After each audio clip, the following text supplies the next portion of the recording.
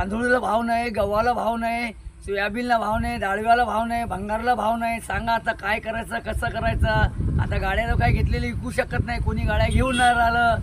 मग आम्ही कसे बी रुपये 2 रुपये धंदा करायलो बा, पोट भरायलो कसे बी. पण लोक तिच्या तकलीफ द्याले नाही, 20 घ्या 19 घ्या. मग आली चालली, डिझेल आहे, खर्च आहे, 2 माणसं आहे, चाय पाणी नाश्ता. सांगा आता कसा करावं तुम्ही. डबल मालिकेले पैसे डबल बुवा, ते ताबडतोब पैसे द्यायला आम्हाला नाही, 8 देणं दिवस 15 दिवस पैसे भेटे ना.